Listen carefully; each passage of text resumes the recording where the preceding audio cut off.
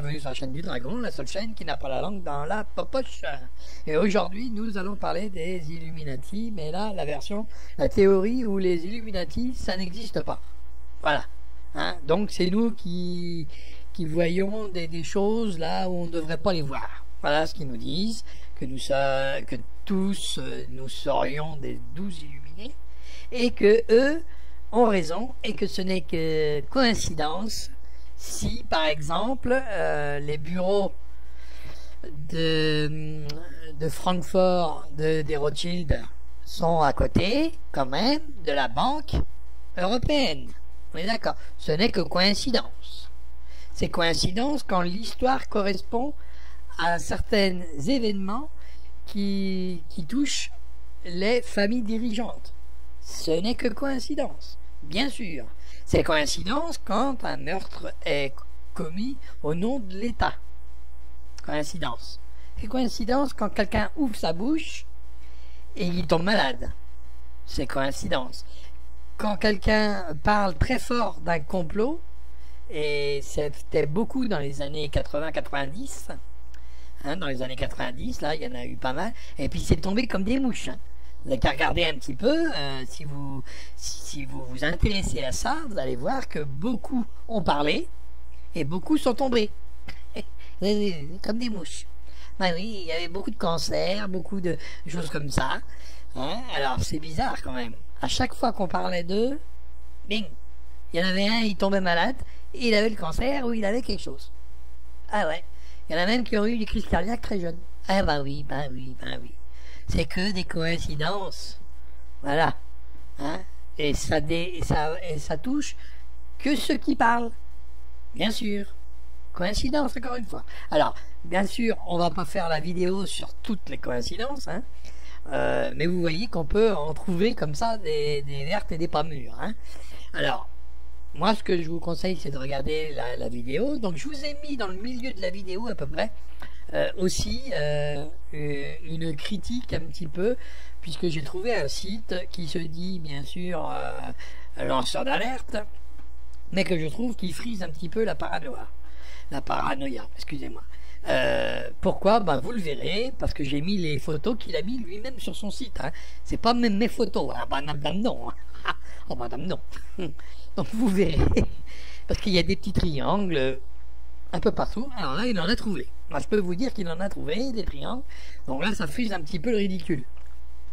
Alors, c'était pour vous dire que, bien sûr, dans les rangs de ceux qui essayent de dire des vérités, il y a aussi des brebis galeuses. Et puis il y a aussi des gens un petit peu qui sont un peu parano. Quoi. Hein, là, bon, vous verrez, hein, ça va crescendo et vous allez voir que là, il envoie des triangles lui partout. Hein. Moi, je demande comment il vit. Cet homme-là, il doit plus sortir de chez lui, il doit même plus remuer la salade, parce que là, c'est que là, il voit des triangles partout le machin. Donc vous verrez ça. Je vous ai mis. J'ai commenté les photos parce que là j'ai pris les photos et puis j'ai commenté ces photos là parce que là pour rigoler un coup ben, vous allez jusque la moitié à peu près hein. C'est juste après la première partie, vous allez voir, et ça va se dérouler en deux parties hein. Donc la première partie c'est les Illuminati donc de Bavière hein. Et puis la deuxième partie ça va être les raisons, 6 raisons. Et puis la troisième partie, après troisième partie, avant la fin, donc ça sera l'Antéchrist. Hein. Donc je me suis arrêté là.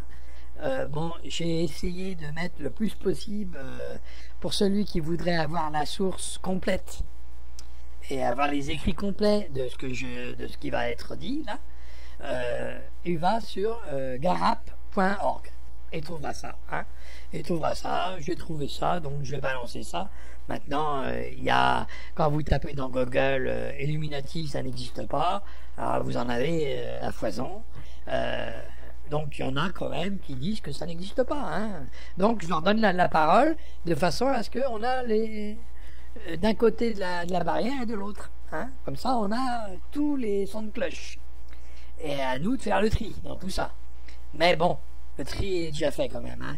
parce que on voit bien quand même que la main est mise sur l'argent, hein, et sur le reste des richesses de ce monde, et que c'est pas nous qui les avons. Ça, c'est le problème, hein, et que la richesse est très mal distribuée, hein. Alors bien sûr, il y en a qui vont parler de communisme, hein, parce que là-dedans, la seule réponse qu'ils donnent à ça, à la fin, mais bon, moi je l'ai pas mis, mais bon, je vous le dis quand même, c'est leur conclusion, que c'est la seule chose qui peut aller, c'est le communisme. Donc on se demande quelque part si c'est pas une propagande, hein, leur histoire. Bon, vous allez voir ça, vous verrez bien, hein, je vous laisse, on en prend plein la tête, hein, pour pas un rond. Alors là, nous, on est des complotistes, on est des antisémites, on est tout ce qu'on est, on est tous avec des listes, hein, c'est clair. Bon, ben, je vous laisse écouter, et puis je vous dis bon visionnage de cette vidéo, et tout de suite. La théorie du complot Illuminati est le modèle type de la camelote sous-fasciste. Quitte idéologique de mauvaise facture, elle réclame, chez les clients qu'elle cible, les mêmes dispositions mentales que celles cultivées par le divertissement de masse, réceptivité acryptique, dictature de l'émotionnel détraqué, stupidité, grégarisme, haine. Une nuance, cependant, la distingue de la ration spectaculaire standard, et tient en ceci qu'elle est une commercialisation de la peur élevée au degré de la paranoïa, de la séparation du sujet d'avec lui-même et son environnement frôlant la schizophrénie. Évidemment, ce vulgaire prêt-à-penser réactionnaire ne peut que plonger dans la plus pathétique des confusions, les consommateurs qui s'y adonnent, le plus souvent compulsivement. Le caractère invasif de ce produit réside dans la faible texture des mystifications qu'il porte, ce qui le rend compatible avec d'autres poisons idéologiques. Étant structurellement un amalgame ductile, il se dilue facilement dans des systèmes discursifs d'origine et de qualité différentes. On le retrouve, par exemple, enveloppé d'épais verbaux du harass leur exhibitionniste raciste Alain Soral, rythmant les bouffonneries rapologiques du fils à Papa Rokinska, ou du prêcheur islamiste Misa, ou incrusté dans les divagations de prédicateurs trinitaires, salafistes, évangéliques, ou encore à l'appui de délires satanistes. Mais l'intempestif envahissement de la théorie du complot Illuminati découle aussi de sa haute conformité au dispositif de coercition sociale qu'est Internet, à l'image du vecteur qui le diffuse. Ce produit arbore une authentique participation sociale, en contrepoint des vieux supports médiatiques, comme la télévision, qui pourtant n'a jamais été autre que factice. En ce sens, le conspirationnisme anti-Illuminati est bel et bien une maladie de notre temps, concoctée avec les microbes antisociaux qu'a su propager, à chacune des étapes de son développement structurel, la société du spectacle. En finir avec cette grotesque supercherie, c'est participer au nécessaire ménage que la conscience prolétarienne doit opérer en son sein. C'est aussi relier directement cette pollution mentale, et toutes les autres, au rapport qui les sécrète pour mieux s'y dissimuler, le capitalisme. Tout le monde parle des Illuminati. Vous avez peut-être appris que Jay-Z, et Beyoncé, ou encore Mylène Farmer, Alizé et Laurie sont des Illuminati, et que les chaînes et maisons de disques qui les produisent sont à la solde du démon. Vous avez certainement entendu dire que Sarkozy et Hollande sont aussi membres des Illuminati, de même qu'Obama qui comploterait pour imposer la loi martiale, en implantant des micropuces chez tous les citoyens américains. Vous savez également que le billet d'$, comporte des symboles secrets qui révéleraient que les USA sont contrôlés par les Illuminati depuis des siècles. Les théories du complot Illuminati permettent aux opprimés de fournir une explication à ce qu'ils vivent au quotidien. Nous avons comme horizon des boulots sans but et un salaire de misère. Nous peinons à payer nos factures, pendant que d'autres vivent dans le luxe. La télé est pleine de gens qui crèvent de faim sur toute la surface de la planète, alors que nous vivons dans la société historiquement la plus abondante au niveau matériel. La plupart des gens font comme si de rien n'était. Pourquoi tout cela se produit-il? On commence à chercher des réponses, et les théories sur les Illuminati. Certaines personnes qui croient aux Illuminati cherchent à s'opposer à l'oppression et à l'exploitation. Il y a 40 ans, ces personnes auraient certainement adhéré à un mouvement politique radical. Aujourd'hui, la majorité d'entre elles s'assoit et disserte sans fin sur les conspirations. C'est une perte de temps et d'énergie. Le monde est en crise et de grosses manifestations, des révoltes et des révolutions éclatent partout. En Égypte, en Afrique du Sud, en Turquie, et même aux USA et en France. D'où viennent les théories du complot sur les Illuminati? Comme les légendes urbaines, presque toutes les théories du complot sur les Illuminati sont composées des mêmes éléments de base. Ces ingrédients peuvent être mélangés suivant différentes combinaisons, ou bien une partie peut être mise en avant au détriment d'une autre. Cependant, elles sont toujours réunies pour former plus ou moins la même histoire. Vous avez tous entendu parler de ces différents ingrédients, les Illuminati, les francs-maçons, le satanisme, le groupe de Bilderberg ou tout simplement les banquiers. Chacune des pièces de ces théories sur les Illuminati apparaît à un moment différent de l'histoire. Dans la plupart des cas, elles ont été développées par des personnes puissantes et influentes, qui se sont vues privées de leur statut par des mouvements de masse. Premier élément, les Illuminés de Bavière.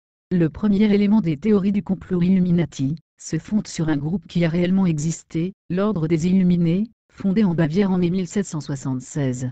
Son chef, un professeur de droit canonique nommé Adam Weishaupt, voulait libérer le monde de toutes les religions établies, et de toutes les autorités politiques. Son ordre voulait se débarrasser des monarques et des églises, qui dirigeaient l'Europe depuis le Moyen-Âge, afin d'ouvrir un espace aux nouvelles formes de commerce, de science, et de gouvernement démocratique bourgeois qui cherchaient à émerger.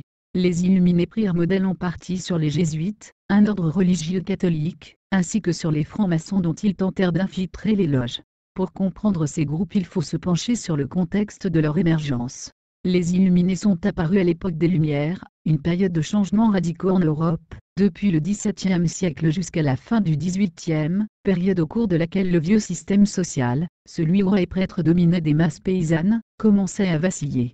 Une classe de riches marchands avait émergé en Europe, développant le commerce à l'échelle du globe. De nouvelles technologies s'étaient développées, entraînant de nouveaux types de travailleurs qualifiés. Ces nouvelles classes commençaient à être plus puissantes que les souverains et la noblesse. La Révolution américaine montra au monde entier le pouvoir de ces classes, lorsqu'elles se libérèrent de la tutelle de la couronne anglaise. À mesure que le monde social changeait, les gens commençaient à penser différemment. Avant les Lumières, on considérait que le monde physique et l'ordre social étaient déterminés par la loi de Dieu.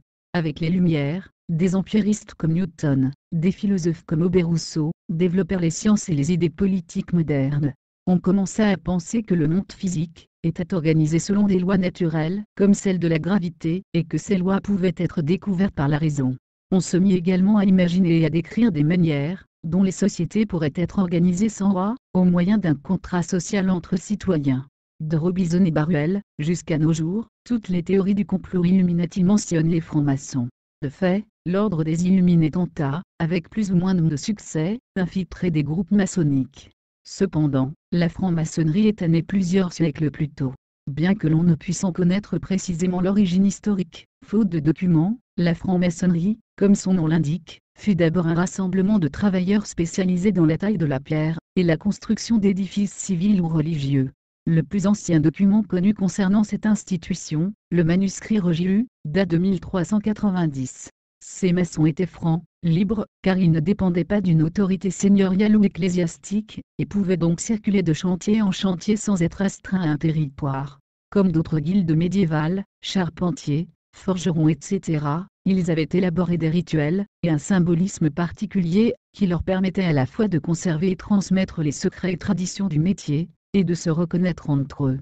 En Écosse puis en Angleterre, entre la fin du XVIe siècle et les premières décennies du XVIIe siècle, ces groupes s'ouvrirent progressivement à des personnes étrangères au métier. Aristocrates et scientifiques qui sont d'abord attirés, semble-t-il, par un ancien patrimoine symbolique lié à l'architecture et à la géométrie, discipline valorisée par les courants intellectuels. Comment renverser les Illuminati ? Renaissance. Ces maçons nouvellement acceptés apportent de leur côté soutien et protection à une corporation menacée par le développement du capitalisme, et les bouleversements politiques et technologiques qui y sont associés à partir des années 1640, première révolution bourgeoise anglaise. Mais la franc-maçonnerie devient elle-même un vecteur de ces mutations. Dans la deuxième moitié XVIIe, on assiste à la constitution d'un nombre croissant de loges d'où les maçons de métier ont disparu, et qui attirent la bourgeoisie citadine en expansion. Au contact des intellectuels et des aristocrates, cette classe assimile les usages sociaux, qui favorisent son ascension en même temps qu'elle renforce ses réseaux professionnels. Surtout, elle se cultive et apprend le débat d'idées dans un lieu où la tolérance, notamment en matière religieuse, est exigée des membres, en réaction à des décennies de conflits entre protestants et catholiques dans les îles britanniques. Essaimant en Europe continentale dès les années 1720, les loges maçonniques deviennent un foyer de développement des idées des Lumières. Cela parce que ces idées sont dans l'air du temps, et que l'appartenance à la franc-maçonnerie est une mode qui touche l'ensemble des classes sociales dominantes de la société européenne. Dans son symbolisme et ses rituels, la franc-maçonnerie accordait depuis l'origine une large place non seulement à des concepts d'égalité et de fraternité importés des milieux monastiques, mais aussi à ceux de progrès individuel et de valorisation des sciences. Parmi les premiers francs-maçons acceptés connus figuraient Robert Moray, en 1641, et Elia Ashmole, en 1646, tous deux cofondateurs en 1660 de la Royal Society, chargés de promouvoir et de développer les sciences et le savoir naturel. Fondés sur la raison et l'expérience. Ce lien avec les Lumières, jusque dans leurs formulations les plus radicales, explique que les personnes opposées aux révolutions tendent à voir les francs-maçons comme des ennemis. L'antisémitisme. Aperçu historique de l'antisémitisme. Méfiance, préjugés et haine envers les Juifs sont apparus en Europe il y a près d'un millénaire. Après la chute de l'Empire romain, l'Europe était composée de royaumes soumis à l'Église catholique. Considérés comme peuple déicide, et surtout refusant la conversion au christianisme, les Juifs n'avaient pas le droit d'exercer de fonctions politiques ou administratives ni d'avoir un rôle dans l'économie productive. Avec le temps, les communautés juives trouvèrent moyen de survivre en exerçant des métiers méprisés, comme par exemple le prêt d'argent, mal vu par l'Église. Bientôt les Juifs se trouvèrent associés à cette profession. Avant le capitalisme, cette activité n'occupait pas un rôle de premier plan. Mais avec le développement du capitalisme, et la conquête du monde par l'Europe occidentale, le besoin en crédit s'est accru, et avec lui le pouvoir de la profession. Lorsque le capitalisme s'est développé, des millions de personnes ont été dépossédées de leurs terres, et forcées de travailler dans les nouvelles manufactures de l'Europe industrielle pour des salaires de misère. Cette identification première entre Juifs et usuriers fut alors le point d'ancrage d'une exagération plus grande encore, qui faisait des Juifs le symbole même du capitalisme. Beaucoup de travailleurs ont cru que les Juifs utilisaient leur rôle de financiers, afin de gagner du pouvoir et d'exploiter les gens. Les Juifs étaient également de parfaits boucs émissaires pour la petite bourgeoisie, petits commerçants qui tentaient de devenir de grands entrepreneurs. Cette classe commença à en vouloir aux créanciers, qui leur avaient fourni l'argent pour développer leur commerce. Ils virent les financiers comme un obstacle à la libre concurrence. Au début du XXe siècle, les communautés juives souffraient régulièrement des attaques des foules de travailleurs et de commerçants petits bourgeois, spécialement en Europe de l'Est et en Russie où les pogroms étaient nombreux. L'antisémitisme unissait travailleurs pauvres et petits commerçants, en dépit de leurs intérêts opposés. Les travailleurs pauvres étaient mécontents du traitement qui leur était réservé par le capitalisme, mais voyaient les Juifs comme des ennemis plus dangereux que leurs patrons. Les petits commerçants cherchaient à devenir de gros exploitants, et trouvaient que les Juifs étaient en train d'y parvenir. Alors voilà la première partie. Donc vous voyez, là on en prend plein la tronche, pour pas un rond.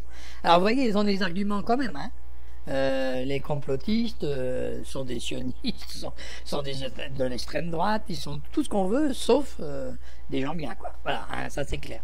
Alors, bien sûr, c'est assez facile de parler comme ça et de dire ces choses-là. Alors, eux, ils ont le droit aussi d'avoir leur propre opinion, et c'est pour ça que je l'ai mis cette vidéo. Alors, les photos que vous voyez défiler ne correspondent pas, bien sûr, à ce que est dit. J'ai pas envie d'avoir 50 dossiers Illuminati, puisque ça sera la dernière vidéo. Donc, je vous ai mis les photos plus, on va dire, entre guillemets, complotistes. Bien sûr. Comme ça, en même temps, vous voyez, eux, ils disent une chose, et bien sûr, les gens qui parlent d'eux en disent une autre, bien sûr. Donc, la première vidéo, elle est là sur un ton plutôt qu'on connaît. Cette deuxième vidéo, elle est sur le ton plutôt que eux connaissent. Alors, pour avoir ces documents, moi j'ai fait cette vidéo et j'ai pas été bien loin. J'ai été sur grappa.org et donc il y a ça c'est la source. Et donc il y a là des théories que les Illuminati n'existent point. Alors je vous ai mis une bonne partie de ces écrits. J'ai pas mis tout parce que ça fait 50 pages et donc je préfère vous en mettre une partie, et si vous le désirez, bah, vous allez sur grappa.org et vous allez vous graver avec que les Illuminati n'existent pas, que c'est nous qui avons inventé, et que bien sûr le symbole de la franc-maçonnerie n'est autre que le symbole catholique de la Trinité, hein, au XVIIIe. Oui, oui, c'est vrai, et c'est vrai en plus au XVIe siècle, je crois que c'est sur 1 ou 2 siècles, et c'était le symbole de la Trinité. Hein, il suffit de regarder. Hein. Alors je vous l'ai mis en photo, le symbole de la Trinité. Hein. Bah oui, donc pour eux, la franc-maçonnerie n'a fait que prendre un symbole religieux. Bah oui, hein, on sait, les fausses doctrines, hein, il faut faire croire qu'ils sont des moutons. Hein, bah oui, hein, des loups déguisés en agneaux, c'est facile, hein, c'est joli, hein, ça fait craquer tout le monde, mais attention aux oreilles. Hein. Donc voilà, alors maintenant je vais vous laisser regarder la finition, toute la vidéo, et qui va se finir ensuite, hein, je vous reprendrai à la fin pour prendre congé de vous.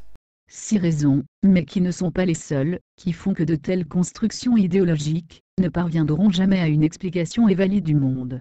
1. Les théories du complot présupposent des connexions entre tous les éléments, et ne laissent aucune place à la coïncidence et au hasard. Les tenants des théories du complot rattachent tous les événements qu'ils estiment importants à l'influence exercée par les Illuminati. La croyance dans le fait que tout est surveillé, sinon contrôlé, voire planifié par des groupes occultes est largement prédominante. Ces visions qui prétendent aborder l'histoire ignorent toujours volontairement la différence entre les projets d'un groupe et ce qui se produit réellement. Pourtant, même les organisations les plus puissantes ne peuvent tout prévoir, désastres naturels, échecs. Évidemment, des événements majeurs ont bien été mis en œuvre, et dirigés par des groupes ou des individus. Cependant, jamais une étude historique n'a réussi à expliquer l'intégralité d'un événement en le rapportant à une seule entité toute puissante. 2. Les théories du complot assimilent les ennemis qu'elles désignent à des êtres tout-puissants. Le fait qu'elles nient l'existence, dans l'histoire, du hasard ou même de la simple erreur, conduit à considérer les Illuminati comme des êtres à l'image de Dieu. Cette posture ressemble à celle du serf médiéval, qui voit dans son roi un être intouchable, et donc indétrônable. La Révolution française les a pourtant décapités. De nombreux mythes légitimement justifient et renforcent les dominants en les présentant comme des êtres invincibles. C'est exactement ce même genre de mythe que forgent les tenants de ces théories. 3. Les théories du complot ne parviennent pas à produire d'arguments répondant aux règles de la logique ou de l'argumentation scientifique. Lorsque des gens parlent des Illuminati, ils ne font que suggérer qu'il existe une connexion entre des groupes déterminés et des événements. Ils ne tentent pas de démontrer de manière précise, en s'appuyant sur des hypothèses intermédiaires, le contenu et la nature exacte de la connexion. Si les explications se font plus précises, alors le vice de raisonnement se trouve ailleurs. En effet, ce n'est pas parce qu'une explication est possible qu'elle est probable, et encore moins vraie. Par exemple, lorsque Peter Joseph, qui par ailleurs travaille pour le compte du riche industriel capitaliste Jack Fresco, développe dans le film Zeitgeist l'idée d'un complot des banquiers juifs en se basant sur l'appel téléphonique reçu par l'une de ses connaissances. Il est possible que ce complot existe, mais vu la faiblesse de la preuve, fondée sur « je connais quelqu'un qui » et sur un obscur coup de téléphone, dont rien ne porte à croire qu'il soit vrai, il est peu probable que ce complot existe. De plus, avancer une théorie comme étant la plus vraisemblable, implique de démontrer que les autres théories le sont moins. Un exercice auquel aucune théorie du complot ne souhaite se plier. Le plus souvent d'ailleurs, l'argumentaire conspirationniste ne s'appuie pas sur des liens logiques mais analogiques. Les relations établies entre les faits ne relèvent pas de l'exercice de la raison, principe de causalité, succession chronologique, mais de la comparaison, c'est-à-dire qu'ils se fondent sur le rapprochement entre des formes apparemment semblables pour prétendre en tirer une connexion logique.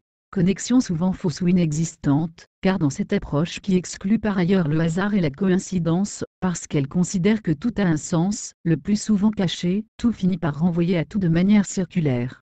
La ressemblance étant le seul critère qui vaille pour organiser les données d'un réel à la fois truqué et crypté, il finit par primer sur le respect de la chronologie.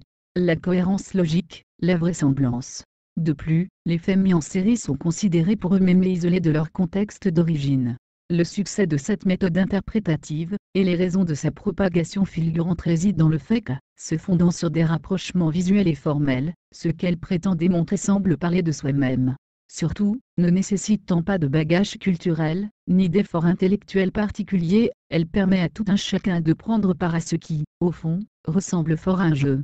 Un exemple typique de cette démarche et de ces écueils, abondamment illustré par des montages vidéo diffusés sur le net, est l'équation posée entre l'œil dans le triangle pyramide du billet d'$, le delta lumineux maçonnique, l'Oudja égyptien, œil d'Horus, et l'œil du Dajjal borgne, équivalent musulman de l'Antéchrist. Cette équation est censée démontrer l'origine à la fois égyptienne et satanique d'un symbole maçonnique bien connu. Or ce symbole du Dieu trinitaire chrétien, très courant au XVIIe siècle, est repris pour cette raison par la franc-maçonnerie née à cette période en milieu chrétien, ne peut avoir de rapport historique avec l'Oudja, qui ne sera connu en Occident que plus tard. Oudja qui pour sa part n'a d'ailleurs pas la même signification, il représentait l'œil solaire d'Horus, et avait valeur de symbole protecteur. Il n'a donc lui-même rien de commun avec l'œil du Dajjal, l'imposteur, borgne car angoissant comme tout personnage maléfique, mais également tatoué, crépus et boiteux. On peut également noter que ces rapprochements arbitraires excluent volontairement des données en fonction des présupposés idéologiques qui les sous-tendent, ainsi par exemple la Kansa, main de Fatima comportant un œil, Nazar, dans la paume, talisman protecteur répandu en Afrique du Nord, et qui pourrait justement avoir une origine commune avec l'Oudja. Les personnes qui diffusent et propagent ces théories pensent que le réel est la fois truqué, il n'est pas ce qu'il semble être, crypté, le sens des choses est caché, et construit, tout a un sens, rien n'est du hasard. Il doit donc être moins analysé, comme un ensemble de phénomènes, qu'interprété à la manière d'un texte. Tout étant truqué, l'exercice de la raison, analyse, déduction, est piégé, et donc à rejeter comme source de tromperie. On en vient ainsi à une situation où seul l'improbable, le fantastique et l'absurde ont des chances d'être vrais. De ce fait, on peut en venir à croire à la fausse lettre de Giuseppe Mazzini, l'un des pères de l'unité italienne, à Albert Pike, supposé grand maître mondial de la franc-maçonnerie, lettre éditée par William Guicard en 1958, et souvent reprise dans la littérature conspirationniste, qui, en 1871, comporterait la citation suivante. La Deuxième Guerre mondiale devra être fomentée en tirant parti des différences entre les fascistes et le sionisme politique. Cette guerre devra être conduite de telle sorte que le nazisme soit détruit, et que le sionisme politique devienne suffisamment puissant pour créer un État souverain d'Israël en Palestine. Il n'est possible de croire à cette prétendue lettre, évoquant, insistons, à la fin du XIXe siècle, la Deuxième Guerre mondiale, le fascisme, le nazisme etc. qu'en considérant que l'histoire n'existe tout simplement pas, qu'elle n'est que le long déroulement d'un plan composé dans les moindres détails. Ce qui n'est envisageable qu'à la condition que les populations, les individus, les forces de la nature elles-mêmes, soient des marionnettes sans volonté, autrement dit que la réalité soit à ce point malléable, qu'elle paraisse à la limite de l'inexistence, le simple rêve d'être tout-puissant, qui ressemble fortement à des dieux. La question se pose alors, quel serait, pour des dieux, l'intérêt de conspirer dans un monde qu'ils contrôlent déjà ? En réalité, il existe des preuves quotidiennes des agissements de la classe capitaliste. La majeure partie des plans économiques et de politique étrangère est publiée dans les colonnes des Échos ou du Monde. On peut également constater que parfois ces plans ne fonctionnent pas. Évidemment, il existe des secrets, mais comme le montre Wikileaks et d'autres affaires du même acabit, ils peuvent être percés et exposés au public. De plus, la plupart des secrets des gouvernements sont actuellement accessibles, les informations sont souvent disponibles dans les librairies ou sur Internet. Cependant, le flux de l'information est tel que les personnes sont dépassées par son volume et ne peuvent trouver le temps ou l'énergie d'identifier les éléments importants. 4. Les théories Illuminati sont impossibles à réfuter. Nos chers théoriciens possèdent une manière parfaite d'attaquer quiconque les contredit. Tu es naïf, c'est ce qu'ils veulent que tu crois. Bien sûr, ils ne révèlent jamais comment ils sont eux-mêmes parvenus à s'extraire de la supercherie et des idées montées par les Illuminati pour nous dominer. Cet argument est un piège, car aucune preuve n'est plus alors digne de confiance, et l'on n'est ainsi jamais en mesure de trancher entre deux propositions. Comment savoir que toutes les vidéos sur YouTube ne sont pas effectivement des produits des Illuminati eux-mêmes ? Comment être sûr que ce ne sont pas des théories propagées par le gouvernement pour convaincre les gens que toute rébellion est impossible ? Le piège logique est sans fin. Une fois lancé dans ce type d'argumentation outrancièrement sceptique, on ne peut que rejeter tout effort pour comprendre le monde. Ces théories permettent ainsi de ne pas trouver curieux qu'un complot mondial mené par des groupes tout-puissants et ultra-secrets occupe des millions de pages sur Internet. 5. Les théories Illuminati mènent à l'élitisme. La plupart des promoteurs des théories Illuminati proclament leur amour de la démocratie et leur volonté de transparence. Mais rien, dans leur position ou dans leurs actes, ne le prouve sérieusement. Comme ceux qui ont inventé ces théories au XVIIIe siècle. Ceux qui les soutiennent aujourd'hui pensent que la population est essentiellement constituée de moutons aveugles, incapables d'agir s'ils ne sont pas dirigés par une élite. Lorsque le public ne réagit pas à leurs théories, ils le déclarent stupide au lieu de remettre en question leurs propres analyses. Très souvent, ils se considèrent eux-mêmes comme les seules personnes éclairées, loin devant les autres qui ne comprennent rien. Ils sont souvent aussi élitistes que les groupes qu'ils prétendent dénoncer. 6. Les théories du complot n'offrent aucune solution aux problèmes qu'elles tentent d'expliquer.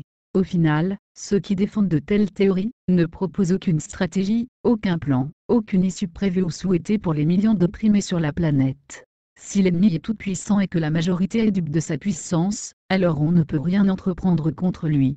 Tout ce que les complotistes peuvent faire, et ce qu'ils font, c'est de continuer à parler inlassablement de conspiration tout en plaignant les personnes qui se font sempiternellement laver le cerveau à leur insu.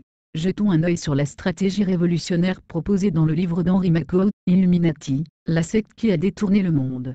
Dans la conclusion de son livre, l'auteur nous donne quelques conseils pour survivre au nouvel ordre mondial. Il nous dit qu'il faut canaliser nos pulsions sexuelles, afin de les cantonner dans une relation monogame. Il nous enjoint d'échapper au désir d'argent en vivant selon nos moyens. Il nous demande de défendre notre âme en méditant seul, et hors des institutions religieuses. Que sont ces conseils, sinon des injonctions moralisatrices visant à nous faire accepter le monde tel qu'il est, c'est-à-dire sexuellement et matériellement pauvre? De plus, comment ces conseils vont-ils nous permettre de mettre fin aux brutalités policières, à la pauvreté et aux catastrophes écologiques? Quand ce n'est pas carrément une apologie de la solitude et de la résignation, de qualité évidemment nécessaire pour s'assurer que rien ne change. Les raccourcis logiques semblent vraiment très utiles à ces théoriciens. Lorsque vient le temps de se battre réellement contre l'oppression, ils parlent beaucoup mais se gardent bien d'agir. Qu'aurait-il dit aux esclaves américains il y a 150 ans? Que les maîtres blancs étaient tout-puissants? Qu'ils ont trompé les esclaves pour les soumettre? Que les esclaves devaient cesser d'avoir des relations sexuelles, prier et ignorer les autres esclaves? Ils auraient alors été les plus réactionnaires et les plus lâches. Ce que, malheureusement, beaucoup de ces théoriciens sont effectivement aujourd'hui. Lorsque les tenants des théories du complot passent à l'action, ils développent souvent une violence de type plus solitaire, comme Timothy McVeigh, auteur de l'attentat d'Oklahoma City, ou encore Anders Behring Breivik, terroriste d'extrême droite, qui a perpétré les attentats sanglants du 22 juillet 2011 en Norvège. Ils pensent que l'ennemi est surpuissant, et exigent donc des mesures extrêmes. Mais ils pensent aussi que les masses sont stupides, et que les personnes éclairées ne peuvent donc agir que de manière isolée. Action qui apparaît finalement comme un cri d'impuissance, incapable de susciter le moindre intérêt positif au sein de la population. L'histoire nous a pourtant montré à plusieurs reprises que des masses de gens ordinaires peuvent changer l'ordre du monde. Les tenants des théories du complot recherchent les raisons de l'état de délabrement de la société actuelle. Si la plupart des gens ne se posent pas ces questions, ce n'est pas qu'ils sont stupides, ils ne pensent pas qu'il soit possible de changer les choses, et ne cherchent donc pas à creuser plus avant. Les théories ne font bouger les gens que lorsqu'elles proposent une explication adéquate à ce qu'ils vivent, et des moyens d'action réalistes pour changer les choses. Les théories du complot Illuminati n'offrent ni l'un ni l'autre. Elles sont par nature élitistes, conservatrices, inappropriées et illogiques. Enfin, elles sont incapables d'expliquer l'oppression et l'exploitation, elles n'est pas non plus à imaginer comment en sortir. Pour en finir réellement avec l'oppression et l'exploitation, il nous faut trouver une analyse adéquate de leurs origines et fonctionnement. Bon là, je vous reprends parce qu'il faut aussi faire son autocritique, Et donc, j'ai trouvé sur le net un site. Alors, c'est pas une chaîne, c'est un site. C'est pas sur YouTube. Et j'ai trouvé donc un gars qui, je pense, qui hallucine là doucement et qui est complètement parano. Pour moi, ça sort plus de la parano que d'autres choses. Alors voilà. Là, vous avez donc le sigle, le fameux signe de triangle, avec l'œil. Donc, et il s'est fait chier, enfin il s'est cassé la tête, le gars, à faire des petits triangles là où il en trouvait au marqueur rouge, hein, vous avez qu'à voir, avec Paint sûrement, hein, donc il a chargé les photos et il est parti après sur Paint pour faire ces petits signes en rouge là, vous le voyez sur la petite photo entre les deux, hein. Donc vous voyez un petit peu. Donc là, il trouve des triangles, mais alors lui, partout, hein, partout. Alors là, vous allez voir. Donc là, ok, on le voit le triangle. Et puis là, d'un coup, il va le chercher sur le col. Ah bah sur le col. Hein, ça a été écrit, ça c'est sur le col. Ah bah oui. Et alors là, maintenant, il le voit sur la langue. Donc l'autre, c'était le col. Alors c'était la couturière qui devait être Illuminati. C'est pas le gars, c'est la couturière, parce que c'était les coutures. Et puis là, c'est la langue. Hein? Alors bon, je pense que la langue, c'est soit un montage, hein? Parce qu'une langue pareille, faut déjà l'avoir. Hein? J'ose pas imaginer le truc. Donc, j'ai plus l'impression que cette langue-là, c'est un montage. Enfin, voilà où il a trouvé son triangle. Hein? Donc vous voyez un petit peu le triangle, c'est la petite langue. Ah, je vais dire là, bonjour les gars. Hein, donc, bon, ok. Donc là, encore là, c'est pas trop méchant. Puisque, bon, on les voit comme les triangles. Quoique le col, on le voyait pas tellement. Hein, il a fallu qu'il aille chercher. Hein. Il a agrandi ça, il a agrandi. Hein. Bien sûr, si on commence à agrandir les photos, on va trouver des triangles partout. Hein, parce que c'est une figure géométrique quand même. Hein, donc là, on est parti maintenant sur une autre photo. Alors là, Intermarché. Ah bah oui, bah Intermarché, bah là tout le monde le voit. Oh, les Illuminati que voilà. Alors là, il y a le triangle, hein, donc là on peut pas le nier, hein, on peut pas le nier. Hein, c'est un triangle bizarroïde, ça fait plus une pyramide, et donc là tout de suite pyramide, hein, ça, puisque c'est pas un triangle tout court, hein, on voit bien. Hein. Ça ressemble plus à la pyramide qu'à un triangle. Voilà. Donc là, on est d'accord avec lui, pour ainsi dire. Hein. Et s'il étaye ça, oui, ça peut être plausible. Hein. En plus, Intermarché fait partie d'un grand consortium, hein, avec SVA et compagnie. Donc, ouais, ok. Ça pourrait être. Mais enfin, attention, parce qu'après les photos, ça commence à aller dans le crescendo. Là, vous allez voir que le crescendo, donc le gars, il hallucine, quoi. Hein. Alors lui, c'est pas un complotiste, c'est rien, il hallucine. Alors là, il est parti sur le stade, sur un terrain de football, et là, vous voyez, les poutres du haut sur le toit, bah, ils sont en triangle, Illuminati. Donc, alors je sais pas si c'est le toit qui est Illuminati, ou si c'est celui qui le construit, ou si c'est le signe des Illuminati. Hein, bon, je vais pas faire un cours d'architecture, hein, mais c'est pour supporter le poids. Enfin, ouais, on laisse tomber, on va pas aller entrer là-dedans parce que c'est une perte de temps inutile. Mais ça vaut quand même le coup de rigoler un peu entre les deux. Hein, on peut rigoler quand même sur cette vidéo. Donc vous voyez un petit peu là. Et attention, parce que ça va aller crescendo, je vous le dis. Hein. Et là, on arrive dans un truc... Alors là, ça va être le pompon.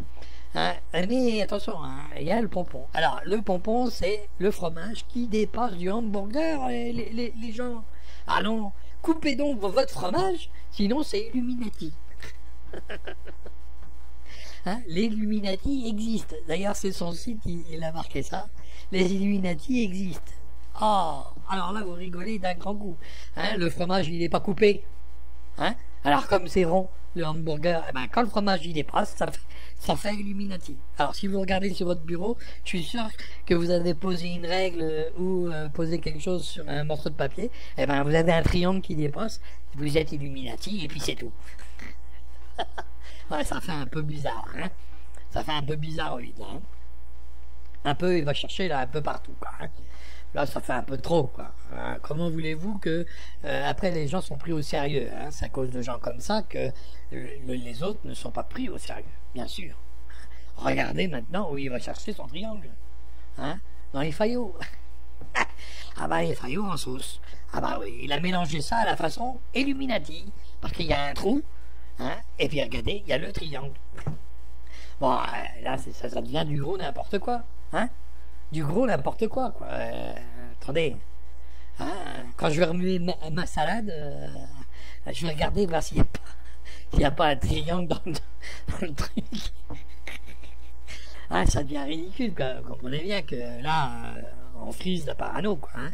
Faut arrêter un peu là, parce que arrivé à un moment, ça fait sourire, mais ça fait aussi rigoler, et ça décrédibilise tout le reste. Hein. Eh ouais. Parce que quand on voit l'autre, il est parti chercher ça dans les faillots, ou dans la, je sais pas. Ouais. Alors là, c'est qu'est-ce que lui, il est Illuminati. Il a un œil bizarroïde, hein, il nous regarde. Hein. Tournez la tête qu'il nous regarde, l'Illuminati. Parce qu'il a les oreilles en pointe. Alors là, c'est le triangle absolu. Ah bah oui. Ah, j'ose même pas regarder le museau. Ah bah il forme une pointe aussi, le museau. Hein, et puis entre les deux yeux aussi, il y a une pointe. Il y a un triangle. Hein. Oh.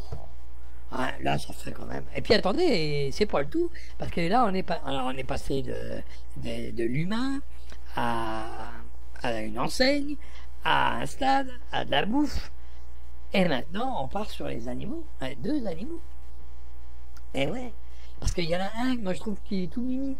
Hein, il est tout mimi. Hein. Alors là, vous allez voir où il va le chercher. Hein. Alors là, il va le chercher loin, moi je vous le dis. Hein. Bah, regardez où il va le chercher. Moi je croyais que ça aurait été les oreilles aussi. Bah non. Ah non, il va le chercher dans l'œil, dans le œil. Ah, carrément dans le œil. Ah bah oui, là, allez hop, il est Illuminati jusque dans le œil. Bon, là, ça fait beaucoup quand même, non? Vous trouverez pas? Hein, alors qu'il est tout mignon. Hein, on aurait pu dire le nœud papillon, il fait plutôt triangle. Hein, là aussi, il aurait pu faire une croix, il aurait pu faire comme en rouge, le nœud papillon, regarde, il en a 2. Pour le prix d'un en plus. Bon, moi, et puis, il a fait que sur un œil, hein, il a pas fait que sur les 2 yeux. Ah bah, il a été fabriqué par les Illuminati. Hein, ça doit être des zoophiles, je sais pas. Ah bah, madame, oui. Ah, ça devient un peu. Puis là, alors là, vous avez la cerise sous le gâteau. Parce que là, on va partir sur un délire, mais grandiose. Hein, alors là, regardez ça. Alors, si on regarde bien, les Illuminati, alors, ils écartent les jambes, et ils ont des lumières comme ça qui arrivent sur eux ou derrière, et regardez bien le sol, ça vous fait la lumière du soleil. Mais oui, hein, si vous regardez bien ça, ça vous fait le soleil. Et si vous regardez en haut, elle vous fait le cornu, même elle pousse en plus. Elle vous fait le cornu, et là, en écartant les jambes, ça vous fait un triangle. Alors, j'ose pas imaginer où il est l'œil. Hein, le vilain. Où il a mis l'œil. Et quand vous regardez derrière, donc, on peut dire ça. Illuminati, ils ont le soleil dans le cul, la main dressée vers le diable, et bien sûr, l'œil, alors je vous dis pas où il est. J'ose pas imaginer, mais vous l'avez compris. Ils ont le triangle entre les jambes et l'œil au-dessus. Oh là là là là là là. Et là les gars, il a été fort. Là, il a été fort. Là, je vois pas d'Illuminati, je vois plutôt là n'importe quoi. Là, ça devient du gros n'importe quoi. Alors là, je pense que ceux qui sont à dire que les Illuminati n'existent pas, ils doivent se régaler en voyant ça. Ils doivent se régaler. Parce qu'elle dit, regardez comment ils peuvent pas être crédibles, ces gens-là. Regardez ce qui nous sortent. Ils vont chercher dans les légumes. Ils vont chercher. Alors, mélangez pas votre salade, parce que si vous mélangez votre salade qui a un triangle, vous ne pourrez plus la manger. Vous allez vous étouffer avec. Alors, c'est n'importe quoi, quoi. Vous voyez bien que là, on devient un petit peu parano, quoi. Hein, ça devient de la paranoïa, là, hein, ni plus ni moins. Il voit des triangles partout. Hein. Alors là, et pire que les Shadocks, lui. Ah oui, bah oui, bah oui, bah oui. Bon, allez, on va s'arrêter là. Donc vous voyez, nous aussi on peut voir ça dans les rangs de certaines personnes qui veulent se dire chercheurs de vérité. Dans les rangs, il y a aussi des doux rêveurs, hein, là c'est clair, et des illuminés, là c'est clair aussi, hein. Parce que là, mais là pas dans le bon sens, hein, parce que là, aller chercher dans les fesses le soleil, l'œil, je sais pas où il est, mais il n'est pas au bon endroit. Hein, et donc là, et lui trouver un triangle là où il l'a trouvé, ben, la peau elle chante, elle est en train de tenir sur ses pattes. Hein. Bon, ok, allez, je vais arrêter là, je vous laisse regarder la fin de cette vidéo et à bientôt pour une autre vidéo.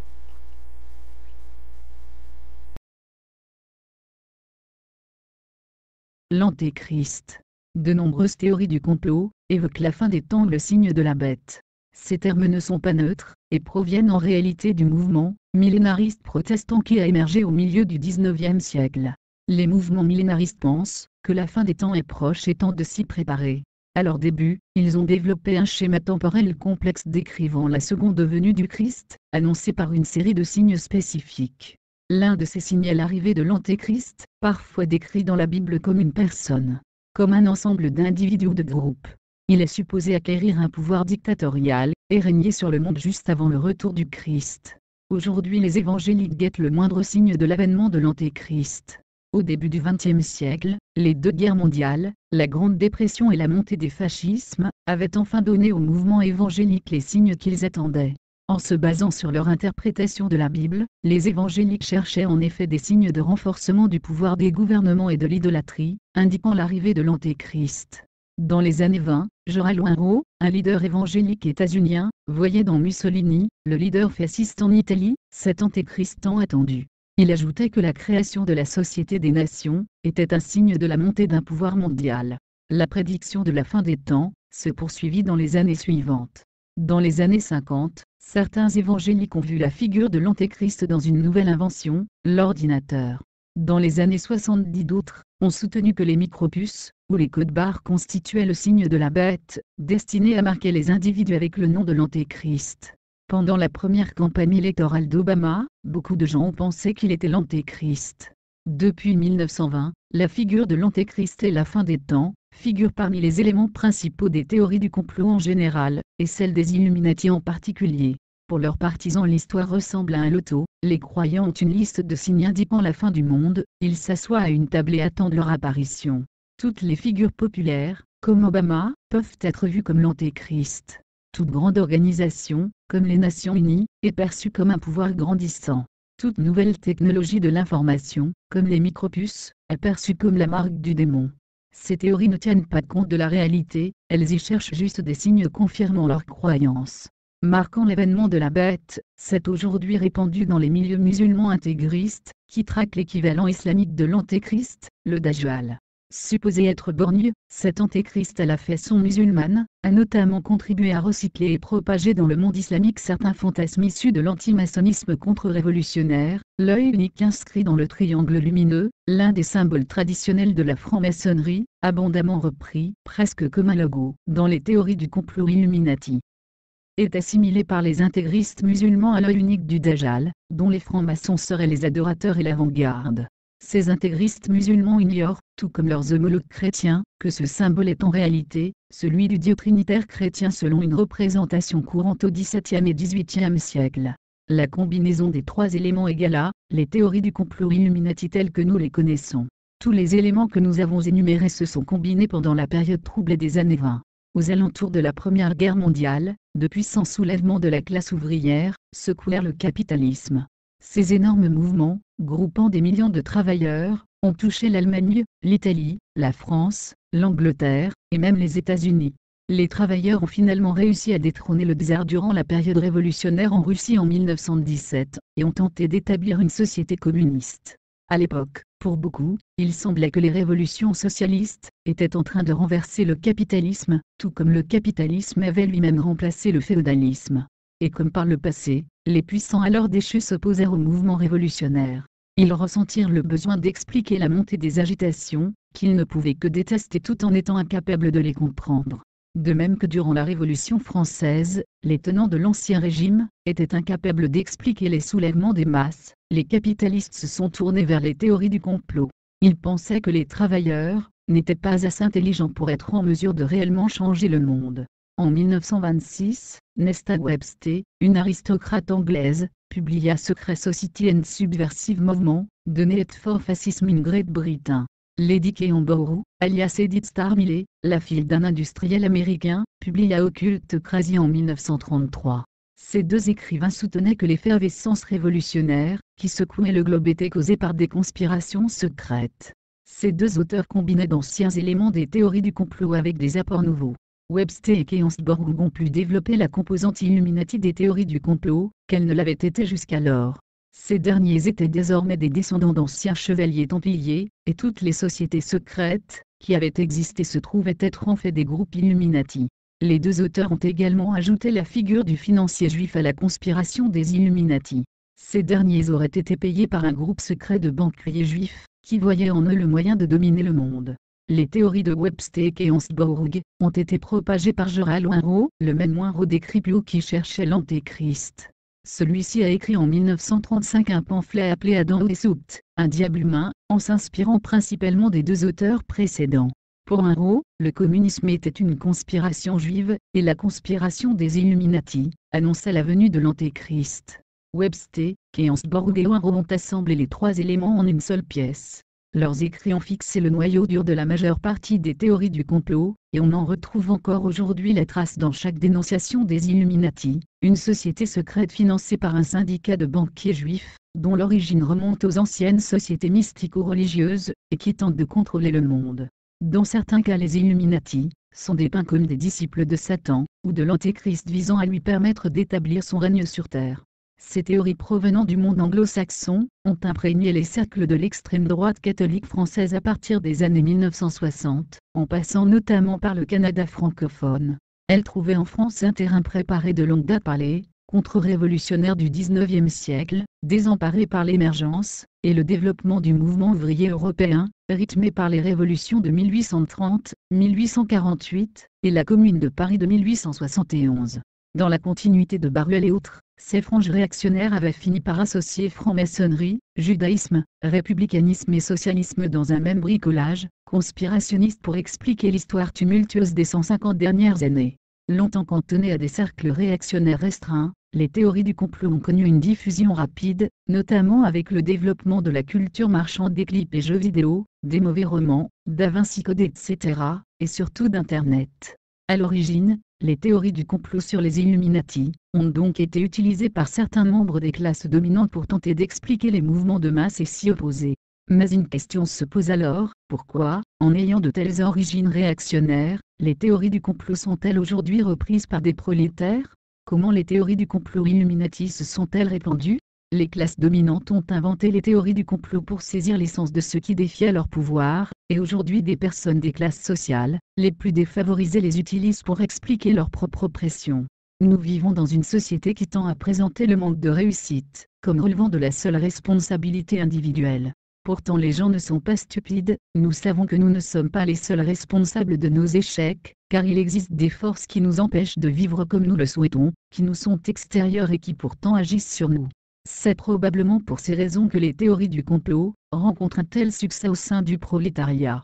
Les théories du complot ont ressurgi aux USA au début des années 1990, puis ont gagné l'Europe.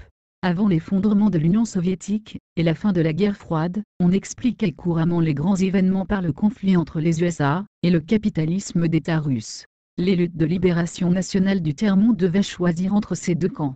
Tout a changé avec la fin de l'opposition des deux blocs et la globalisation. En 1990, pour qualifier la situation consécutive à la chute de l'URSS et la victoire du capitalisme libéral des USA, George Bush père employa l'expression de nouvel ordre mondial. Cette appellation fut immédiatement adoptée par une multitude de théories conspirationnistes, et devint un trait commun et un terme général qui les relie toutes. Les conspirationnistes ont alors commencé à diffuser des théories super-conspirationnistes, qui ramenaient toutes les légendes urbaines, et les théories du complot à l'histoire des Illuminati. Certaines de ces théories impliquent les OVNI, des sectes sataniques ou des projets secrets de gouvernement pour coloniser l'espace. L'un des livres de super-conspiration, les plus connus est Ball Apalors, écrit par William Cope en 1991. Ce livre met les bon nombre des différentes théories du complot dans un grand pot-pourri incluant les Illuminati, les banquiers juifs, les protocoles des sages de Sion, les extraterrestres et plus encore. En dépit de leur parfum réactionnaire, ces nouvelles théories se sont popularisées. Elles se sont répandues à travers des autopublications, et surtout grâce à la croissance d'Internet et au flot de sites et de vidéos qu'il permettait. Des années 1980 à 2000, les théories du complot Illuminati ont trouvé une audience plus large que les cercles où elles étaient traditionnellement diffusées. Un changement majeur s'est alors produit, elles ne s'adressaient plus à des élites effrayées par les mouvements de masse, mais à des travailleurs appauvris. Il peut sembler étrange que les mêmes théories soient relayées tant par des ultra-conservateurs que par des membres du prolétariat. En réalité, cette étrange association possède une longue histoire.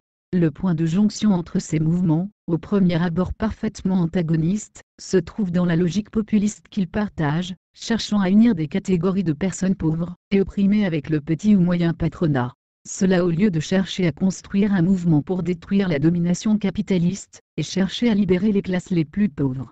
Il y a également un second danger, ces théories n'apportent tout simplement pas une explication valide et susceptible d'expliquer l'origine et les mécanismes de l'oppression. Donc nous arrivons à la fin de cette vidéo, et donc je vais vous souhaiter une bonne journée, et puis bien sûr, pour celui que ça a plu, un petit pouce en l'air, ça serait sympa. Pour celui que ça n'a pas plu, un pouce en bas. Je pense qu'il y aura beaucoup de pouces. Hein, enfin, hein, toujours est-il, c'est vous qui voyez. Ensuite, bien sûr, je vous dis à bientôt et sur une autre vidéo. Ce coup-là, on va parler de toute autre chose. Et, on va parler d'eux quand même un petit peu, hein, parce que quelque part, à chaque fois qu'on parle de quelque chose sur cette terre, ils y sont, on voit leurs mains. Alors, ça n'existe pas pour eux, mais les Illuminati. Mais les Illuminati, ça ne veut dire que avoir la connaissance et être illuminé. Hein? Voilà. Donc ça existe quand même. Hein? Parce que bon, allez, on va pas refaire la vidéo. Alors je vous dis au revoir, à bientôt sur une autre vidéo. Et j'espère que cela vous aura plu. Et un petit pouce et puis abonnez-vous pour ceux qui ne sont pas abonnés. Et je remercie tous mes abonnés qui sont maintenant. On est plus de 100. Eh oui. Pas 101 ou 102. Mais on est plus que 100, quoi. Eh oui, hein, c'est déjà plus. Allez, à bientôt et au revoir et bonne journée à tous. Et bonne nuit pour ceux qui regarderaient dans la...